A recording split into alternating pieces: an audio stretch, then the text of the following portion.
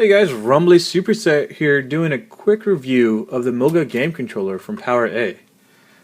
So as you can see, it's a fairly good sized controller, pretty good build quality. It is a little bit small if you have the bigger hands. Obviously if you're like 6'2" and you have the bigger hands, it's not going to feel that comfortable with your hands. I'm like 5'8", so that can kind of give you an idea of how it's going to fit in your hands. So for me, personally, it's a pretty decent size, but after a few hours of gameplay, it definitely gets my hands a little cramped. But in terms of layout, I really like it. It reminds me of the Xbox controller in terms of the analog sticks here. We have the left one and the right one, although there is no L3 or R3, so that's kind of a bummer too. But we have the 4 physical buttons here on the front, the X, Y, A, and B, and then we have the start select and the power button, as well as the indicator light to make sure that it has battery or if it's on. And then we have the trigger button on the left and on the right. There is no L2 or R2 as well, or any D-pad, so there is some limitation in terms of functions in the games. But there is workarounds. For example, Game Loft's Modern Combat 4, there is no designated sprint button, so in order to sprint you have to double tap the left analog stick up twice. By doing so, it allows you to sprint, but unfortunately there is certain things, like when I do that and I'm playing in a really intense game and I'm trying to sprint, so I double tap it real quick, and unfortunately it doesn't respond. Sometimes it does, sometimes it doesn't. I don't know if it's this operator error, which could be. I'm not really used to controllers myself. I usually play FPSs on the PC, so it's really different. But generally you have a designated button anyways, so the double tap is kind of weird to me. It may be weird to you guys, but if you can get around that, then it's actually a pretty good controller. It's pretty smooth and responsive for the most part. There are times also when it doesn't seem to respond, but I don't know if that's just a phone issue or the controller's issue or whatnot. But we do also have the clip here, which you can clip your phone to the controller, which is pretty cool. So you can see here it comes up, and then we have a spring which allows us to bring it up, and it actually comes back down if you let go. So you can put any kind of phone in there. I think the only phone that may not fit is a Galaxy Note, which is a little bit bigger than my phone. I have the Galaxy Note 2, so it's a fairly good sized phone. I don't think there's much any more phones out there that are bigger than this besides the Galaxy Note. And it fits fine in the controller. There's like a centimeter left of space after I place it in and I let go of the spring. So let's go ahead and place that in there real quick. And there's also like a rubberized bottom, so that's pretty good in terms of trying to grip the phone, or the controller, excuse me. So that's a pretty nice addition as well. Alrighty, so it's pretty snug because of the rubberized top and bottoms, which prevent your phone from being scratched or moving around. So that's another nice addition there. You can see it's not moving. I'm trying to move it. I'm pushing pretty hard too. You can see I'm starting to move it a little bit, but it's not going to really budge unless you're like throwing this thing across the room, which you may, in case the thing doesn't work properly, like the delays I was talking about. But let's go ahead and get my game up here real quick. But before we do that, I want to go through the Pivot app, which you have to download through the Google Play Store once you get the controller in. It's the software that allows you to sync your controller to your phone. So you can see here, this is the Pivot app. I'm going to show you what the icon looks like. You're actually going to have an icon that looks like that. You're going to go ahead and open it up once you install it. And once you do, it's going to send you through a step-by-step procedure on how to set up your controller to your phone. Once you get to this stage, you're going to make sure your controller is on, so you can turn it to the right here with the switch.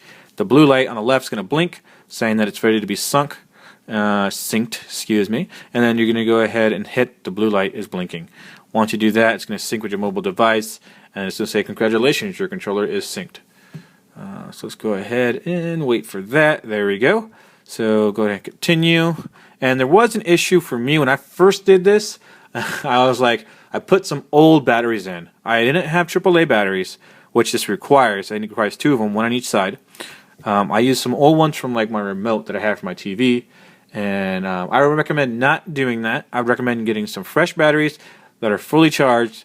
That way, it'll prevent the frustration which I had, because I was like putting the batteries in. I was like, oh my god, it's not turning on. This is retarded. This is horrible. I wanted to give it a horrible review, but then it's like, well, before I get over, ahead of myself. I want to find out if it works with fresh batteries. So I put brand new batteries in, and it worked perfectly fine. So that was this operator error right there.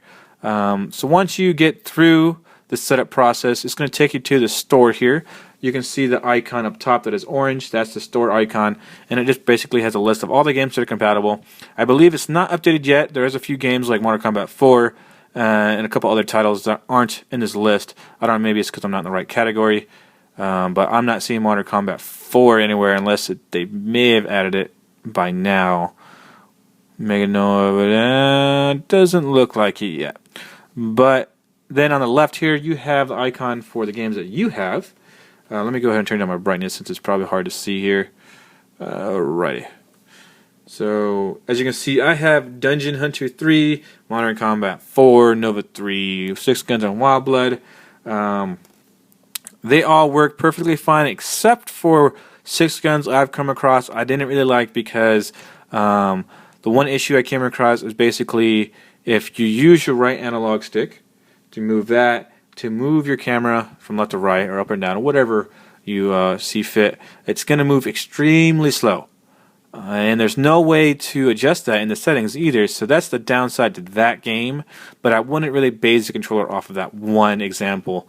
For Mortal Kombat 4, it runs flawlessly, so let's go ahead and open that up real quick. I was already in a game, but let's go ahead and get out of there since this is going to kick me out anyways. So I'm going to go ahead and bring up multiplayer online. And if I wanted to, I don't have to use the touchscreen. I can use the physical controller to select what the menus here. If I hit the button A right now, it would actually make me cancel that. So let me go ahead and wait. So we can see here at the bottom, you can see I'm moving the analog and it's moving along with it. So let's go ahead and go to play. And we're going to go ahead and go to ranked here. It highlights the one that you select. Team battle's fine. Oops, go to it one more time.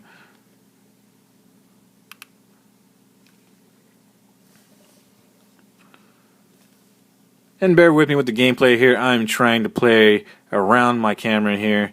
It's insanely hard. I really need to get a video capture card for my computer. Hopefully I can afford one of those pretty soon. And so when you load up your game here, you're going to give a little example of basically how to control your character. If you hit down in A, it gives you a complete 180 turn. A is to interact. B is to, I believe, X is to reload. Y is to change weapons. And B, I'm not exactly sure what that one does. Let's go ahead and find out. B, that is grenade. So let me go away from that. Ow. So let me go ahead and adjust my controller or my game here. I was crooked. You can see it runs pretty good. I really like it. It's definitely something you have to get used to because of the size of the controller. That's for sure. But it's pretty fluid. I haven't really had any issues with this game, besides maybe a few delays here and there. But it's a pretty solid controller. As obviously I looked away for a split second and I die. That's what always happens. But yeah, I mean, it feels nice. For a bigger phone, though, I do find that my phone itself gets in the way of my fingers here sometimes when I'm trying to pull the trigger. But I'm sure a lot of you guys don't have a phone as big as I do, or if you do, it really isn't a game changer as well, just because of that one aspect. What's going on over here, guys? Let's go ahead and find out. Maybe he's running over here. Are you running over here? I'm like tempted to look through my camera lens or my camera screen here to see the game, since it's really hard to look around my camera. I'm actually taking this with my iPad 2, so you can imagine how much I have to look around the iPad 2 just to get a good look here. So if I double tap real quick, I go sprint. Ooh, 2 of them.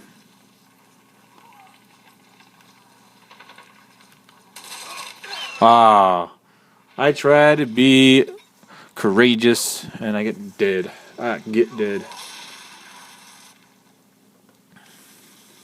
So overall, I think I give the controller probably an 8 out of 10.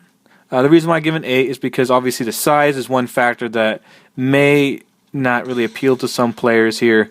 But then also there is some software compatibility issues, like not being able to turn properly or whatnot. That also can be a problem for a lot of people as well.